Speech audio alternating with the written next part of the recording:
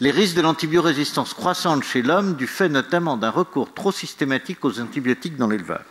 Je travaille dans un laboratoire, mais j'aide les cliniciens qui s'occupent des patients infectés en réanimation à mieux les soigner avec des antibiotiques. Et on s'aperçoit que les bactéries sont beaucoup plus résistantes qu'elles ne l'étaient dans les années 80. Je vais vous montrer que les bactéries résistantes sont vraiment un risque sociétal pour chacun d'entre nous et que dans toutes les activités où on utilise des antibiotiques, il faut qu'on y fasse attention, non pas tant pour l'activité qu'on a, mais pour le risque que ça représente pour la population générale, dont vous et moi en fait partie.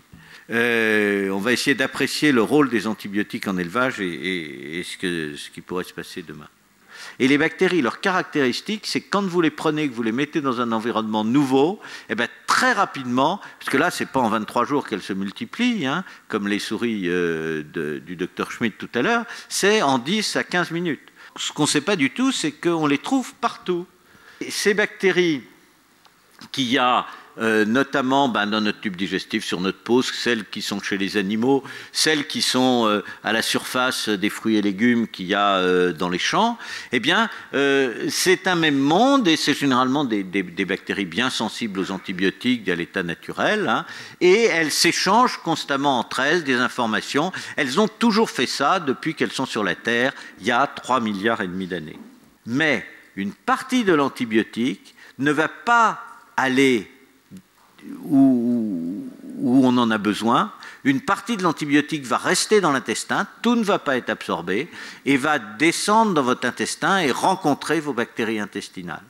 Et quand vous mangez des antibiotiques quand vous êtes traité par des antibiotiques et qu'il y en a une partie qui arrive sur les bactéries de l'intestin, vos bactéries de l'intestin, elles vont devenir résistantes. On les élimine à l'extérieur, et une fois qu'elles sont éliminées à l'extérieur, elles vont disséminer, hein, elles vont rencontrer d'autres individus, que ce soit d'autres animaux, que ce soit d'autres humains, que ce soit des plantes, elles vont finalement être ingérées parce que on absorbe des bactéries avec notre vie de tous les jours, par les contacts interpersonnels, par l'alimentation. Et elles vont savoir quelque chose qui est assez extraordinaire, c'est que ces êtres quand même extrêmement rustiques savent se parler entre elles. Et quand vous avez deux bactéries, l'une qui sait résister aux antibiotiques et l'autre qui ne sait pas, celle qui ne sait pas va apprendre de la première comment faire. Vous prenez des antibiotiques, ça stimule la résistance à tous les niveaux, et à ce moment-là, on ne se met plus à échanger des bactéries sensibles, mais on se met à échanger des bactéries résistantes. Vous voyez, quand on mange stérilement, on n'a pas de bactéries dans le tube digestif qui soient résistantes, ce qui veut bien dire qu'on en a qui viennent régulièrement avec l'alimentation.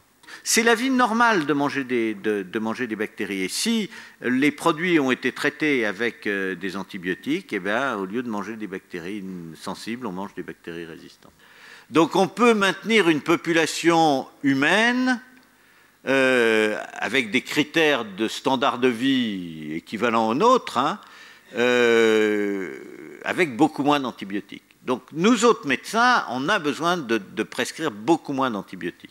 Plus on consomme d'antibiotiques, plus on a de résistance chez les patients.